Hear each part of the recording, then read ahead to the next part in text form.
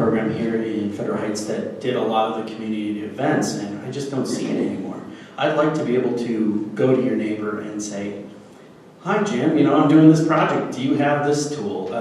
As a matter of fact, one of my neighbors came up to me yesterday with a tool that I needed, and it's such a great idea. It's been brought up here before, but I really think we need to run with it. I think community building is really where it's at. That together with crime reduction, business growth, I really think we can fix that image problem and show people what an amazing city we have. Great, thank you. All right, looking at the clock right now, looks like we have a little extra time, so I think we'll ask our bonus question, and then we'll go into closing statements. Last year at this time, City of Federal Heights voters said yes to medicinal marijuana and no to commercial pot. Where do you as a candidate stand on potentially looking into ancillary uses, ancillary pot industries such as manufacturing, growth, testing, revisiting that sometime in the future? We'll start on this end with candidate Hamlin. Marijuana is a very hot topic, and I support it. And the reason I support it is because the resources used to regulate it have become overwhelmingly burdensome. It's already in a black market, and I'm somewhat happy to see it come to the forefront. I think it could be taxed, it could be regulated, it could be made a lot safer. Would I support a ballot measure in the future for recreational use? Well, I would if my constituents said and came to me and said that it's something that they wanted. I think without the community support and hearing from our community what they want, we can't represent them. So I would support it if it was in the interests of my constituents. Thank you. Thank you. Same question to Mr. Jordan. Thank you. Medical marijuana, I think I am personally involved in. I support it. I do not use it, but I support the benefits that it does provide for a lot of people. And it does. It is a medicine that does alleviate certain problems, just like a lot of the so-called prescription drugs. But it should be regulated. Those regulations that have been in effect we're going through growing pains. What regulation is too tough? What is not very tough? The benefits I think are there, and I'm looking at them more on a personal level for the individual than I am as a revenue for the city of Federal Heights, because I think proportionally it's very small, and I would not make a decision to support that based on that. On commercial sales, I am more towards the other side, mainly because I want to be assured of the type of regulation and controls we have that are in place. And some, like I said, may be a little bit too burdensome. Others need to be tightened up. So at this time, I'd say I would not support, or at least initiate, any kind of commercial use. And the medical I would support. Thank you. Same question to Shirley DeFries. The marijuana industry has taken Colorado by storm. It has overabundance, the policies of fastness. I believe that the medical marijuana is absolutely if it's needed. Recreational, I'd have to say I would like more education on it, more studies done on it to see a period of time and how it would be effective. As alcohol, we all know that there's issues with that. There's got to be consequences with the marijuana, and I would like more studying and education done on that. At that time, I would say I would be willing to bring it back and review the process of it and see how it can be beneficial to all people. Thank you. All right. Same question to candidate Murphy. In 2013, when we were on council, with the issue was brought up by one of our constituents, and you know, at that time, we did bring the medical marijuana back onto the ballot, on the special ballot in 2014, based on what we heard from a lot of citizens within Federal Heights. And at that time, there had to be a lot of study done on it. There was a lot of things done before, as a council, we moved it to the ballot issue with having information given to us by other departments, police departments, and other people that came in and shared information with us as far as grow houses or any of those other things. And I believe in 2014, when the citizens voted, they voted just for medical marijuana at that time. And, you know, as we move forward into that, if the citizens wanted to have another ballot issue with the retail, we'd have to, as a council, you know, proceed with that, but doing a lot of study and understanding what dollars it brings into the city.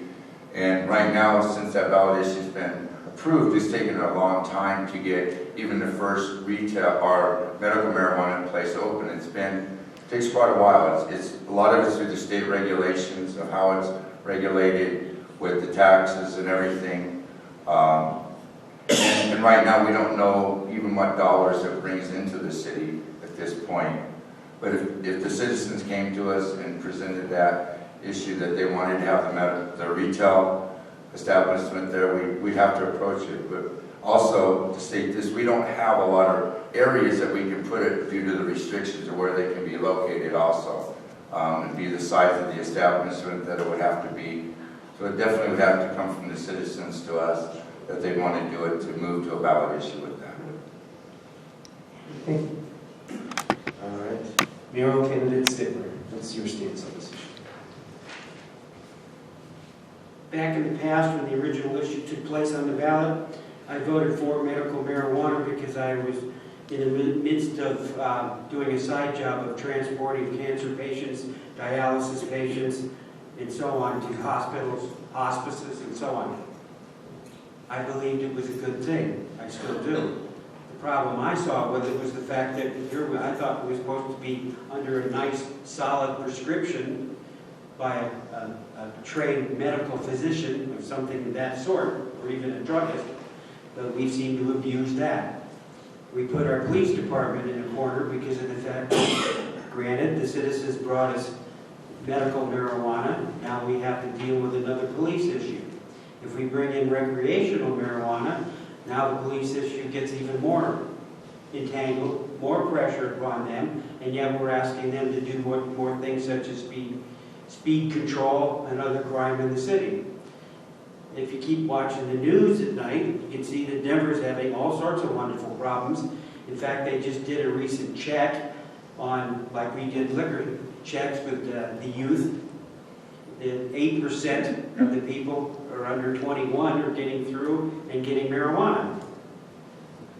We have to be, if we go further, we need to be extremely careful and extremely well prepared before we put our police department and our citizens at risk. Thank you. Thank you. All right. Candidate Thomas, same question to you, sir. Well, I'm at somewhat of a handicap because I've never smoked pot. So I can read about what it does and what people experience, but I can't, in firsthand, say. I simply don't support putting a lot of people in jail because they use this recreational amount of marijuana. I think that remedy is worse than the situation. And I implore people, either who smoke marijuana or who use alcohol, to use reasonable restraint. But many of the things that we discuss wouldn't happen. And I do think that the majority of people do use restraint. There is an issue of liberty. It doesn't overwhelm the subject so that we can't talk about it, but it has to be a part of the mix.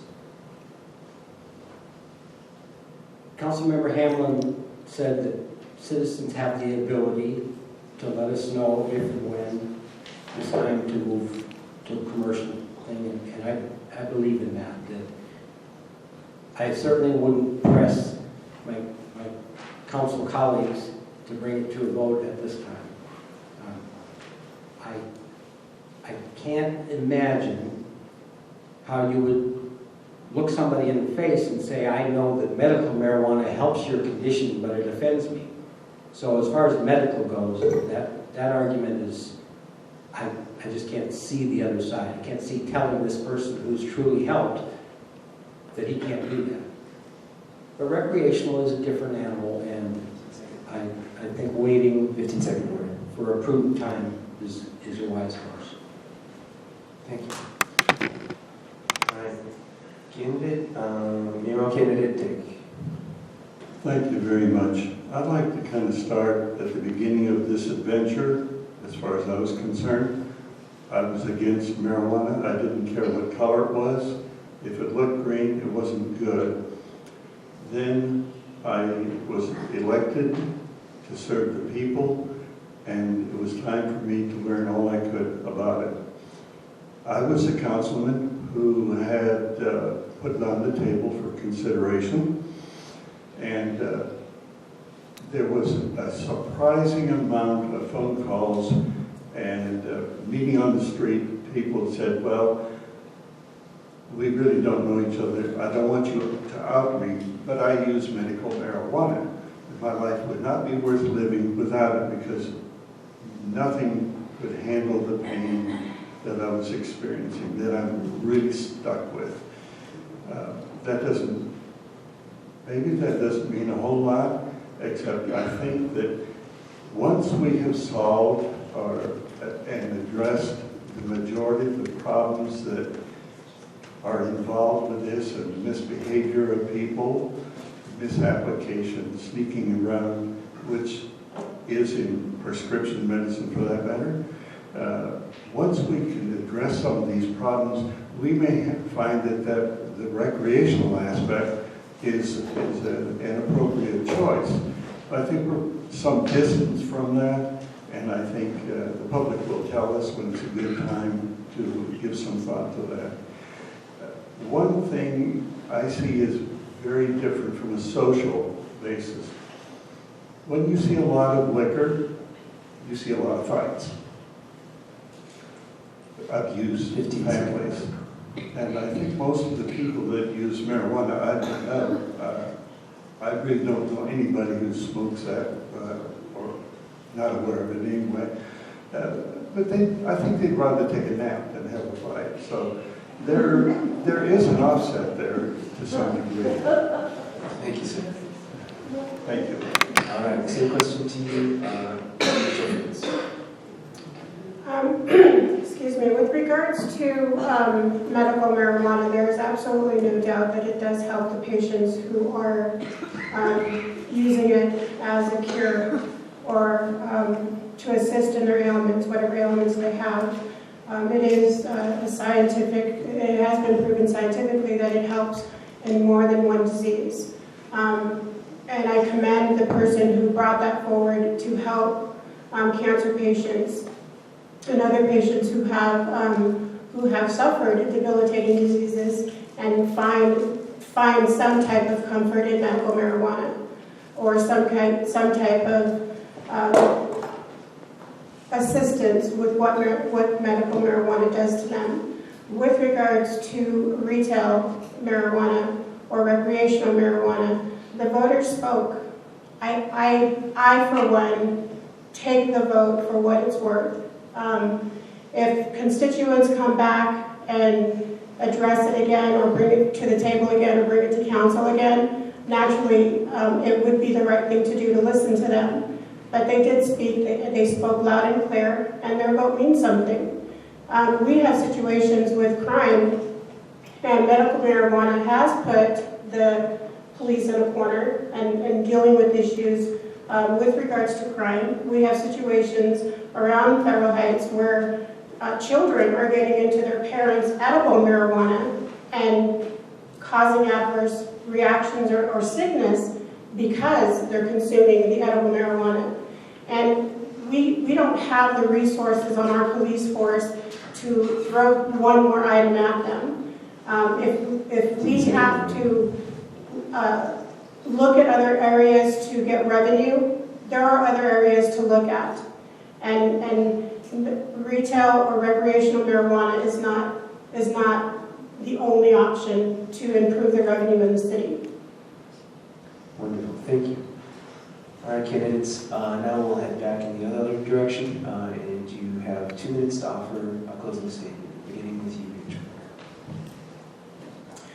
I have a background in business analyst, analytical research, CTE education, business development, volunteer, advocate, and parent.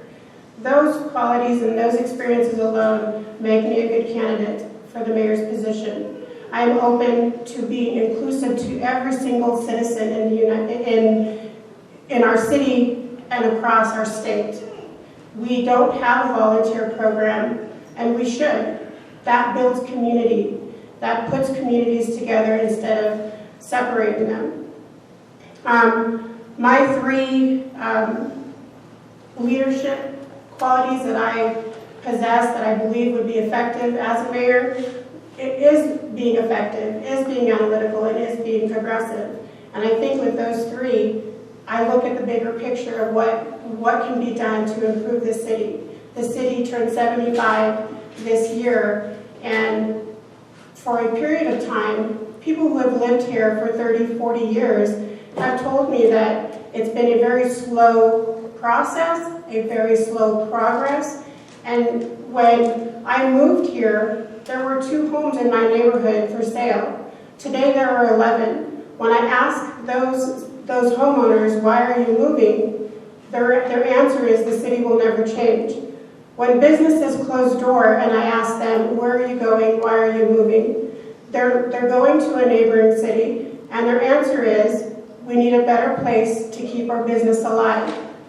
We have to look at the businesses that we have, and we have to look at the residents that we have, and we have to figure out a way to sustain them and bring in new residents, new families, and new businesses. And with my leadership, with my experience, and with my ability to be open to all of the residents in Federal Heights, I have the goals and the vision to make that happen. Thank you. Candidate Dick. Thank you. I spent most of my life in business, having a business, and so I'm quite familiar with that. My training further back was, and I don't want to make a speech out of this, but it was more theological than anything else. I did learn a lot about values, character, integrity, and commitment. And if you look at what I've done for the last 2 years, I think you can find all of those represented and represented very adequately. It is time for us to look at things differently than we have in the past. That doesn't mean we throw out everything that we have. We shouldn't, because there are a lot of good things here. However, it's time for us to look at things we can do. I can't tell you how many times I have spoken to people and asked, why don't we try to do this? Well, we tried that 20 years ago. It didn't work. Has anything changed in 20 years? Probably, most likely, and certainly. All of the above. So I think that we need to have a different set of eyes to find different solutions. And I certainly would offer that. The business aspect, I made myself a promise that within 6 months I'd visit every business in my particular ward, and I did that. It wasn't easy, it was a fair amount of work. Some of them took a lot of calls, and but I did that. And I went to the next, I'm sorry? 15-second warning. Oh, thank you. I think if you're looking for someone who'll work with everybody, who'll meet with the public openly and meet with the council, and to be willing to speak with anyone and try to work out any of the problems we have. I have done that, and I will continue to do that. Thank you. Thank you. All right, candidate Thomas.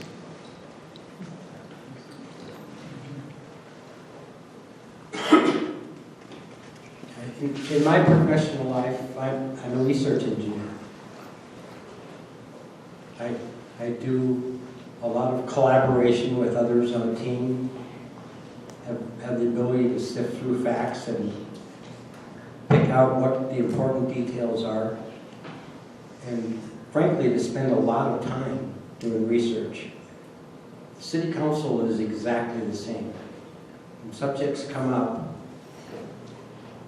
none of us are experts, practically in any field that the council would come up against. We have to go and find what other cities are doing, find what universities are saying, because there's a lot of study generally in those subjects. But then when we think we really formed our idea, we have the burden to go and make that argument to the council and then listen to what the rest of the council says. Because if you come to a council meeting and you're just sure that you're right and everyone else is wrong, you might not be listening when they bring up something that really changes your perspective. So you have to have developed that ability to let go of those ideas that you thought were crystal clear when you came out. That's not an easy thing to learn. And I think I bring that to council. I think my colleagues on the council will say that I have that ability to make my argument. 15-second. And if I lose, I either didn't make the argument well, or maybe I was wrong. So that's why I would make an excellent mayor. Thank you. Thank you, sir. Candidate Stickler.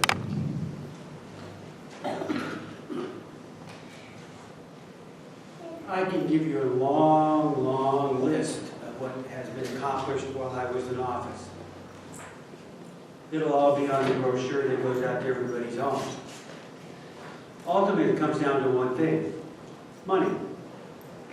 When I left office in '95, my predecessor had left me $3.5 million in the bank to grow upon. When I left, thanks to our very foresighted council and myself, we left $10.5 million in the bank surplus, which was 3 times 3 years worth of budget in the bank drawing interest on treasury bonds and so on. I would like, if I'm elected mayor, to give the staff, as it were, their head, so they can innovate, look forward, use vision, stop looking 1 year in advance, start looking at 5, 10, and 15 years in advance. When we did the sewer system back in the 80s, it was the first time it had ever been videotaped. It's not real exciting to sit here watching videotapes of sewer systems and things floating through. But the reality is we were able to set up a 10-year plan in advance so we could know exactly where the breaks were going to happen, what kind of timing we had. That way we could spend more money in the contingency fund rather than just waste it on guesses. That was part of the reason we did the ISO rating change for the fire department. It not only saved King Supers, both King Supers at the time, over $500,000 each in fire insurance cost per year. It also saved the citizens close to $250,000 a year. 15-second warning. That's the kind of stuff I look forward to. That's the stuff I get involved with. That's what I want to see the council get into. Start looking forward. More vision. Thank you. All I ask is for your vote. Thank you. Candidate Murphy.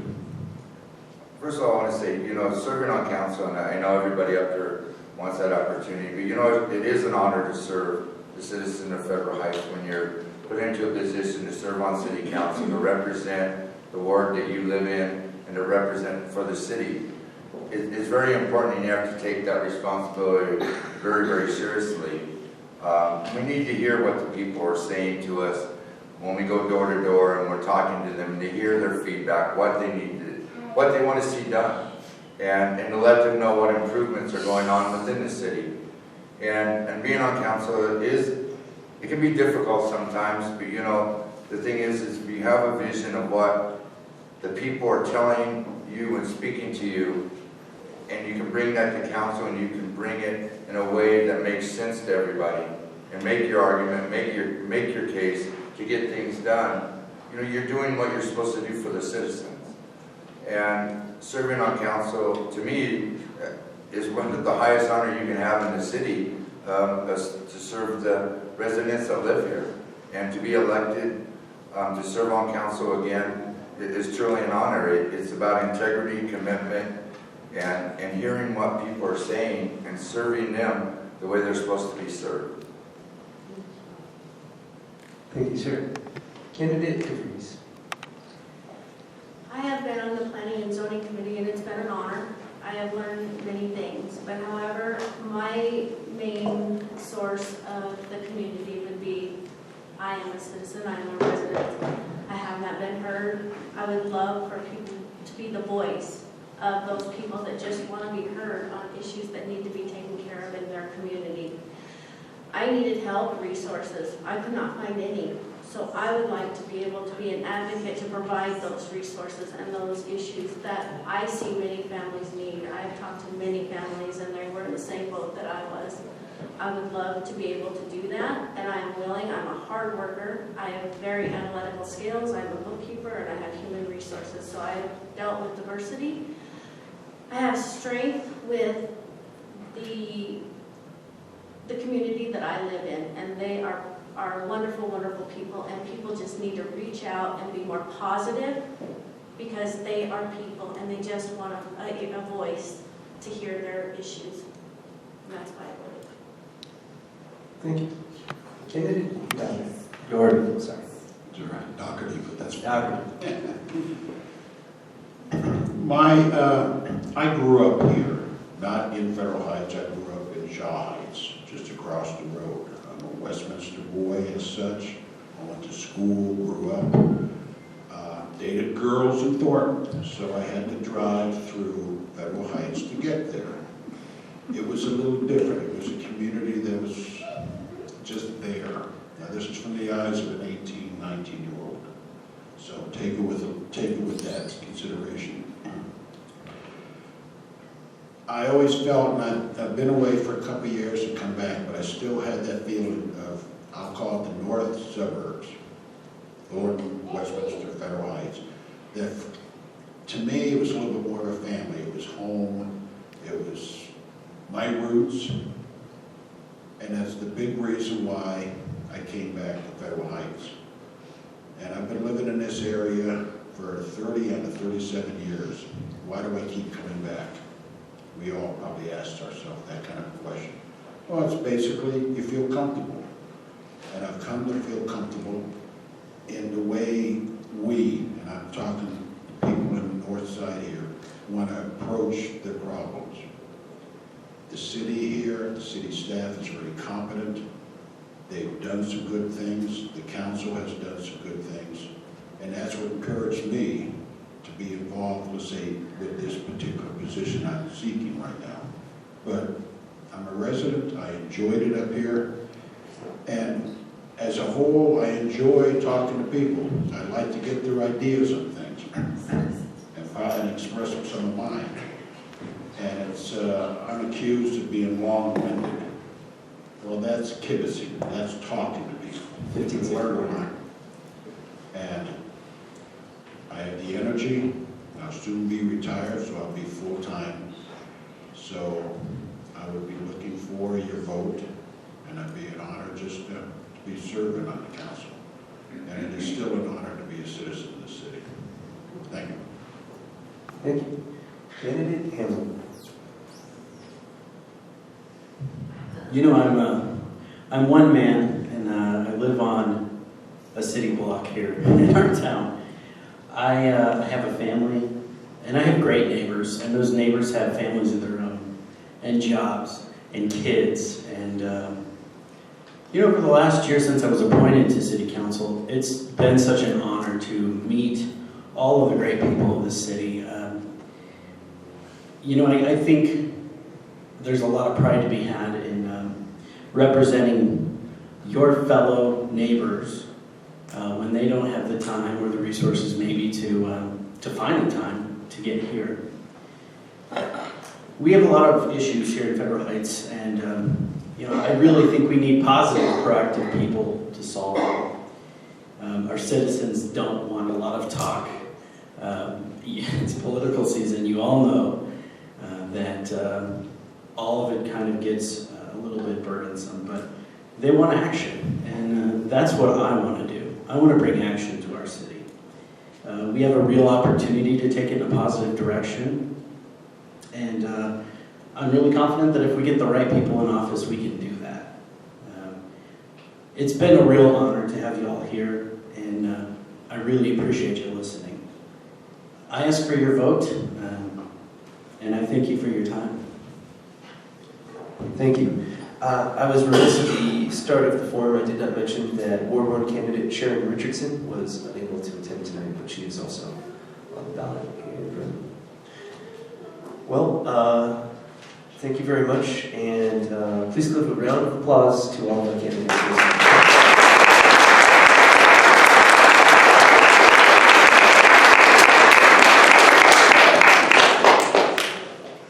Thanks again to the candidates for your time and thoughtful answers tonight. Also, thank you to the City of Federal Heights for providing this forum to better inform the electorate. A special thank you to Clelia McVeigh for helping to organize this from top to bottom. This night wouldn't have happened without your help. And on behalf of the City of Federal Heights and CCM, I'd like to thank the audience for spending your time with us here tonight. And please remember to vote. Thank you and good night. Can we have some applause for